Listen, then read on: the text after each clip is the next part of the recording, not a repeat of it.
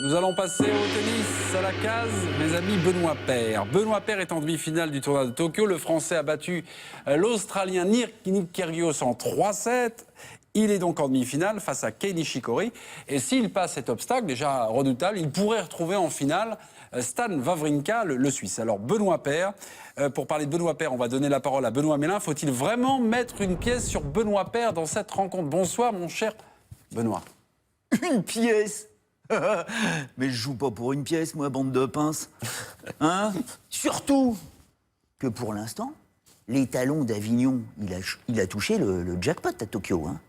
Ah bah, à croire que le Japon transcende nos Frenchies. Je vous rappelle que le Gasquet, le Pitbull, il a fait finale ici en 2007, demi-finale en 2008. Tsongix, il a gagné en 2009. Le Monfisien, là, le joueur de l'espace, il a fait finale en 2010. Même le Gilou, l'hypnotiseur, il a fait demi-finale ici à Tokyo l'an dernier. Et là, le Benoît, quel beau prénom.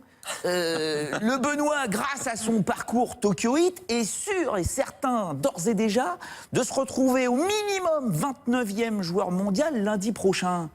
Ça vous parle pas, mais c'est quand même plutôt pas mal. Pour un joueur qui s'est fait opérer du genou, il y a quoi? Il y a 1 an, et qui boitillait à la 149e place mondiale en février dernier, avant de gagner son premier tournoi ATP en juillet, et de faire son premier 8e de finale dans un tournoi Grand Chelem à l'US Open.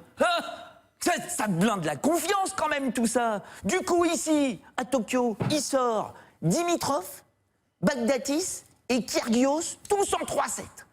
Et le quart contre Kyrgios, on voulait voir ça. Oh bah ouais, ah bah, c'était le remake de Vol au-dessus d'un nid de coucou. Genre Vol au-dessus d'un nid de tout fou, avec père en haut.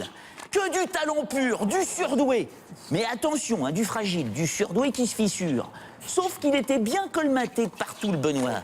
C'était plus Benoît Paire, c'était Benoît McPaire. Un McEnroe en version 2.0 qui a bugué du disque dur au premier set avant de t'affoler ensuite l'Australien qui savait plus que notre étalon allait lui sortir de la raquette.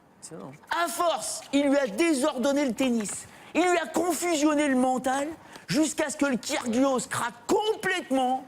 Pour finir, vous allez le voir, chez les dingos, avec la camisole. Le craquage. Il savait plus chasser les mouches, l'autre. En revanche, le Benoît, il plane. C'est plastique père. Ça plane pour moi. En plus, on murmure ici, là, à Tokyo, que son adversaire en demi-finale, le Nishikori, pourrait ne pas jouer. Oh. Si, il est blessé à l'épaule droite.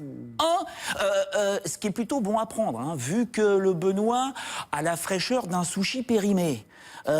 75 matchs disputés depuis le début de l'année, c'est plus que Djokovic. Il n'a jamais joué autant. Il est totalement cuit. Mais bon, s'il lui reste qu'un match, une finale, en plus potentiellement contre son pote Wawrinka, ça mérite une dernière ruade.